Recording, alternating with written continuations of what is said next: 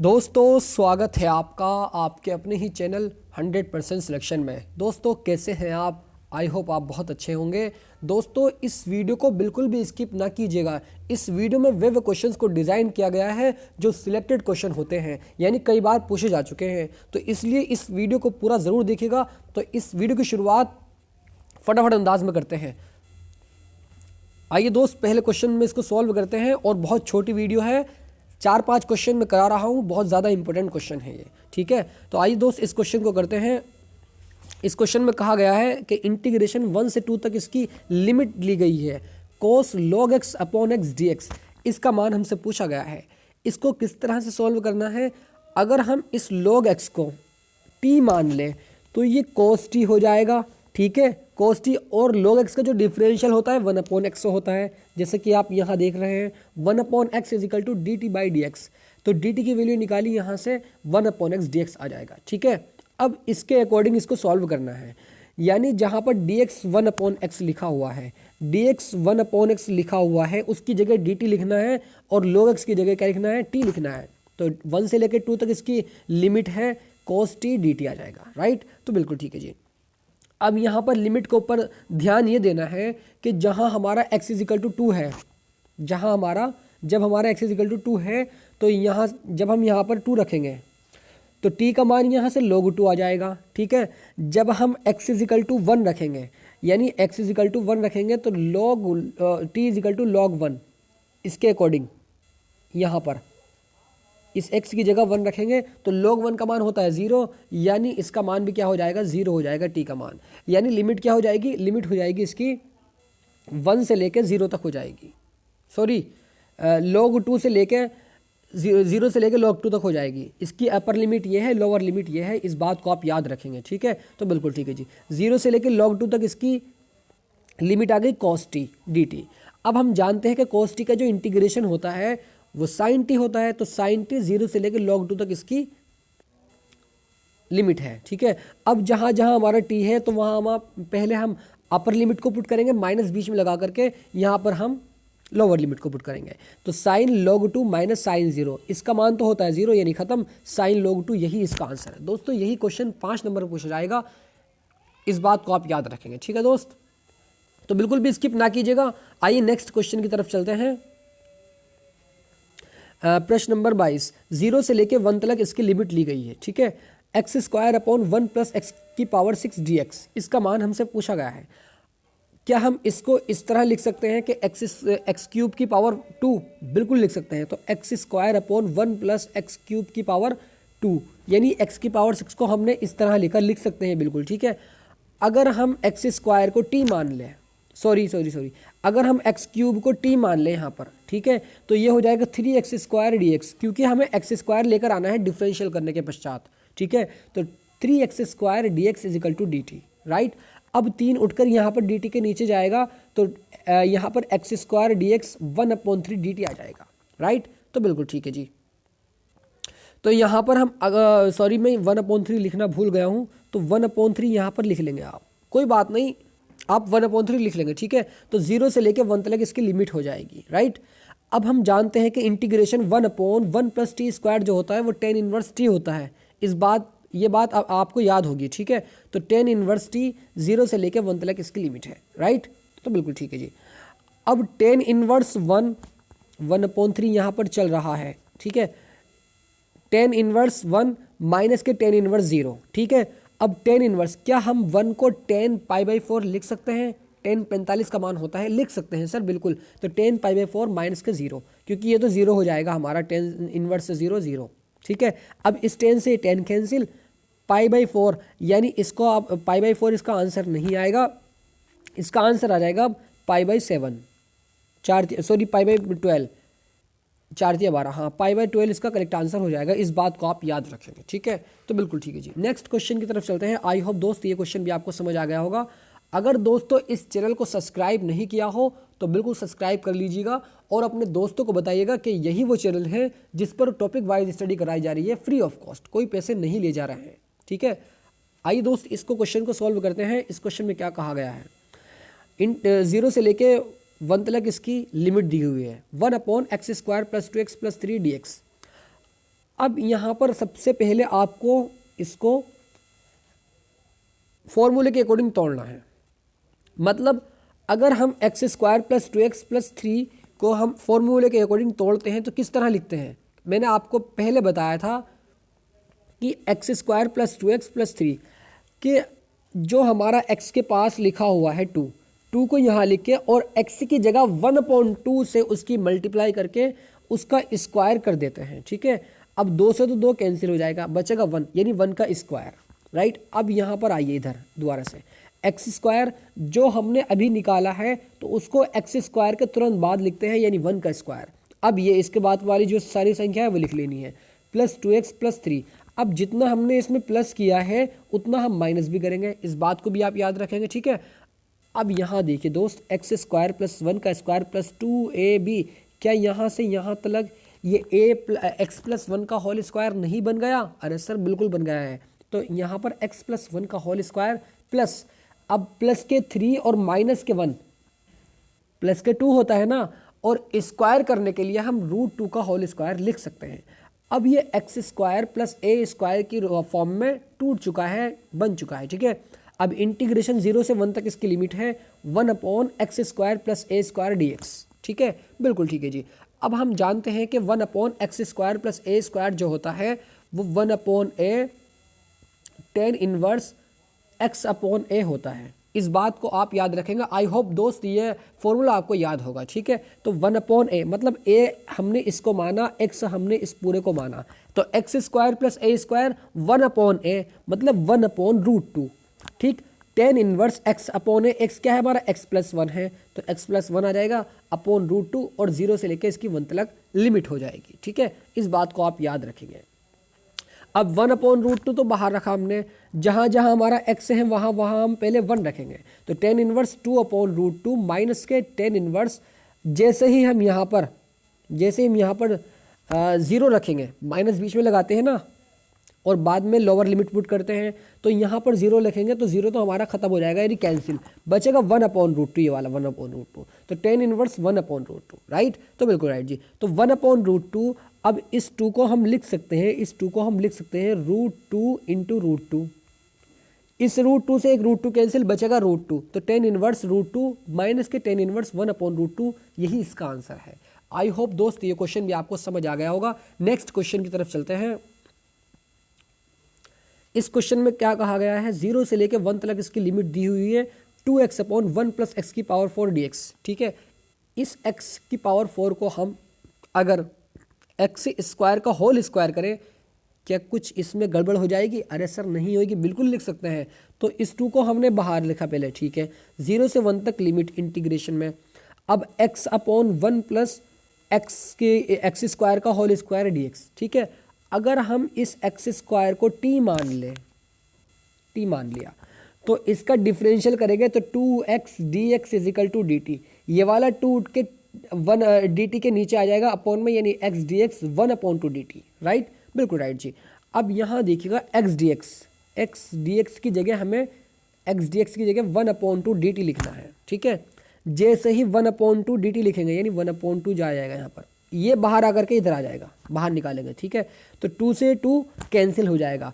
अब x dx की जगह तो dt आ गया, 1/2 रखा हुआ वो हमने बाहर रख दिया। ठीक है, अब इसकी जगह हमने t माना तो 1/1 प्लस t स्क्वायर हो गया। ठीक है, हम जानते हैं कि 1/a square plus x square यानी 1/1 प्लस का t square tan inverse t होता है। ठीक है, क्या होता है tan इनवर्स t, इस 2 से 2 कैंसिल हो जाएगा। अब 0 से 1 तक इसकी लिमिट हो जाएगी। ठीक है, तो बिल्कुल ठीक है जी। अगर हम इसको यहाँ पर एक मिनट, यहाँ पर मैं देखता हूँ कि अगर हम इसकी लिमिट को x इज इक्वल टू 1 रखें, हाँ सही है, ठीक है, क्योंकि हमने एक्स स्क्वायर को माना है ना t, तो बिल्कुल ठीक है। अगर हम यहाँ पर 1 रखेंगे, 1 ये वाली 1 x की जगह 1 रखेंगे तो t इज इक्वल टू 1 आ जाएगा, यानी अपर लिमिट इसकी 1 आ गई। अगर x की जगह 0 रखेंगे तो t इज इक्वल टू 0, मतलब इसकी लोअर लिमिट 0 ही आ जाएगी, यानी लिमिट यही रहेगी इसमें हमारी। ठीक है, अगर हम वैसे भी करते हैं इसको, तो आइए इसका हमने नेक्स्ट स्टेप क्या किया कि जहां हमारा t है वहां पर हमने पहले अपर लिमिट पुट की, माइनस बीच में लगा करके फिर लोअर लिमिट को पुट किया। tan इनवर्स 1 माइनस के tan इनवर्स 0। अब इस 1 को हम लिख सकते हैं tan π/4, क्योंकि tan 45 का मान 1 होता है, ठीक है। तो बिल्कुल ठीक है जी। अब tan इनवर्स tan π/4 माइनस के 0, यहाँ तक भी क्लियर होना चाहिए। इस tan से tan cancel, π/4 is the right answer, right. Next question की तरफ चलते हैं।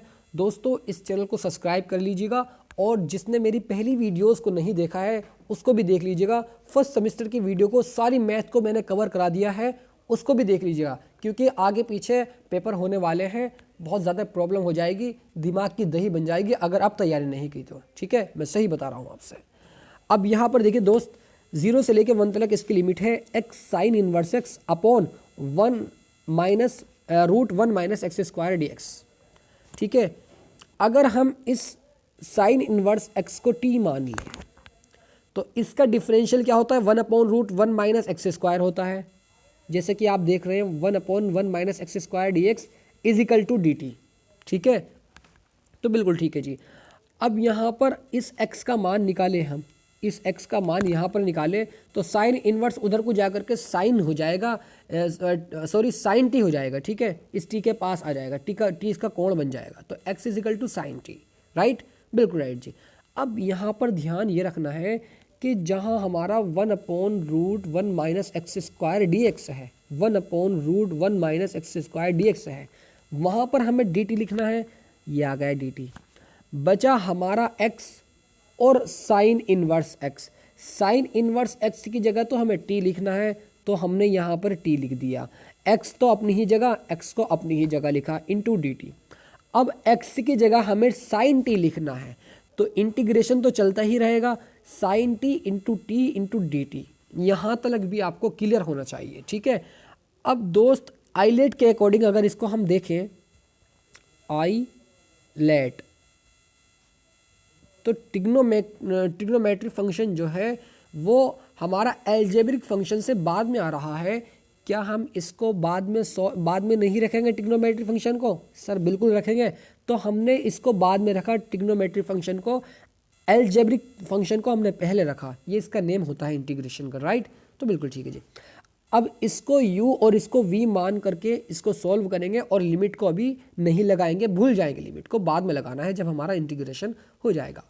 तो t बाहर रखा और हमने साइन t का इंटीग्रेशन किया इंटू डी टी, माइनस के इंटीग्रेशन डिफरेंशियल करते हैं जो हमने बाहर रखा है, इंटीग्रेशन जिसका इंटीग्रेशन पहले किया है उसका इंटीग्रेशन बाद में भी करते हैं, डी टी ब्रैकेट लगा करके बाहर डी टी आ जाएगा, राइट।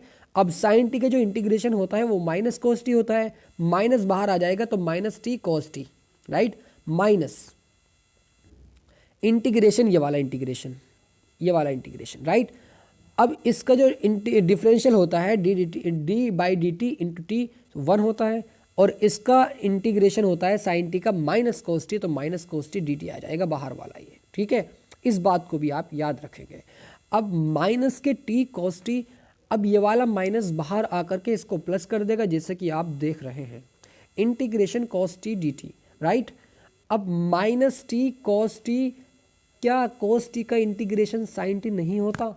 बिल्कुल होता है साइन टी, ठीक है।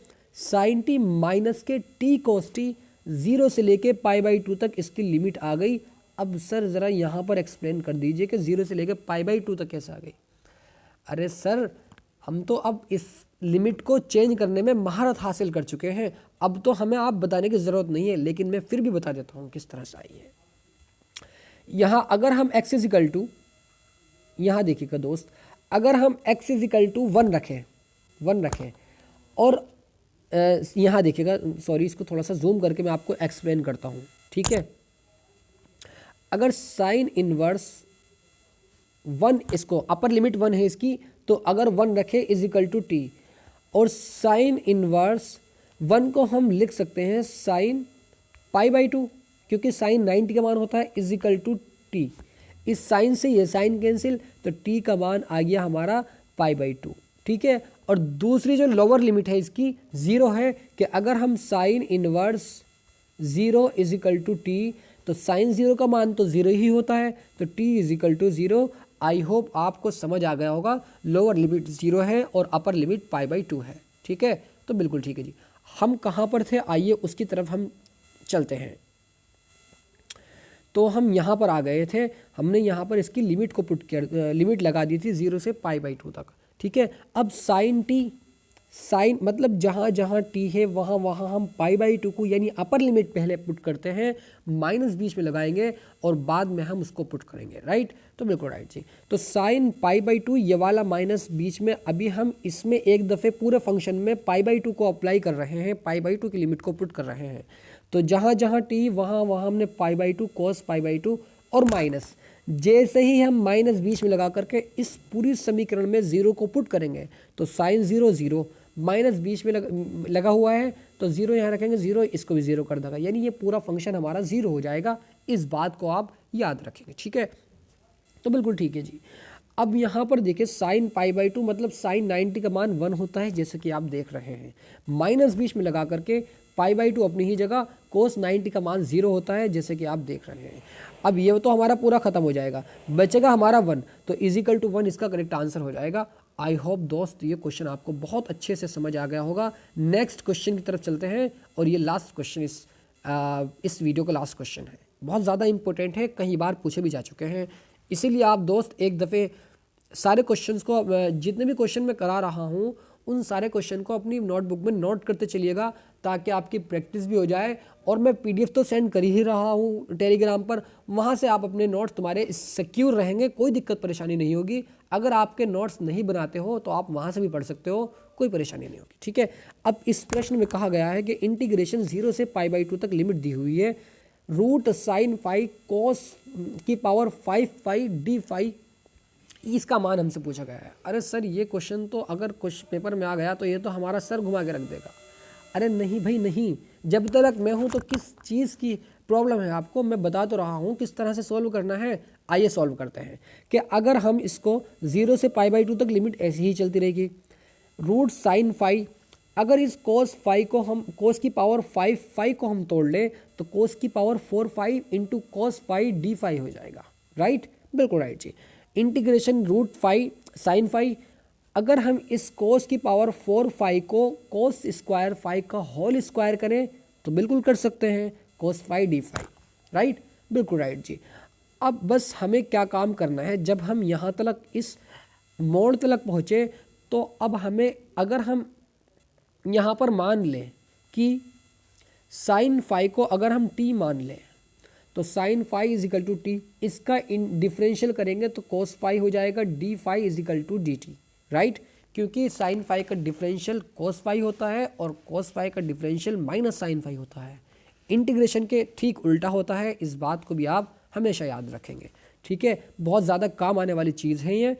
अगर हम यहाँ पर जब फाई इज इक्वल टू π/2 को हम पुट करते हैं, π/2 को जब हम पुट करते हैं तो यहाँ देखिएगा दोस्त, π/2 को यहाँ हमने पुट किया तो साइन 90 का मान होता है 1, यानी टी का मान आ जाएगा यहाँ से 1, यानी अपर लिमिट हमारी 1 आ जाएगी। राइट, जब हम साइन इज इक्वल टू 0 मतलब साइन फाई की जगह हम 0 रखते हैं तो टी का मान 0 आ जाएगा, क्योंकि साइन 0 का मान 0 होता है, तो इसकी लिमिट यहाँ पर पुट हो गई है। ठीक है, अब यहाँ देखिएगा रूट टी, क्योंकि साइन फाई को हमने टी माना है तो यहाँ पर रूट टी आ जाएगा। इस कोस स्क्वायर फाई को हम लिख सकते हैं 1 माइनस साइन स्क्वायर फाई। देख रहे हैं दोस्तों किस तरह से इसको क्वेश्चन को घुमाया जा रहा है, कोस 5 की पावर 5 फाई, उसके बाद में इसको तोड़ने के बाद में इसको इस तरह से लिखा, स्क्वायर करके उसका स्क्वायर, फिर इसको तोड़ा। भाई देख रहे हैं किस तरह से क्वेश्चन है, लेकिन दोस्तों कोई बात नहीं, कॉन्सेप्ट क्लियर करना है, कॉन्सेप्ट इज पावर। ठीक है, कॉन्सेप्ट ही आपका पावर है। ठीक है, तो 1 माइनस साइन स्क्वायर फाई का whole square cos phi d phi. Right, तो बिल्कुल राइट जी।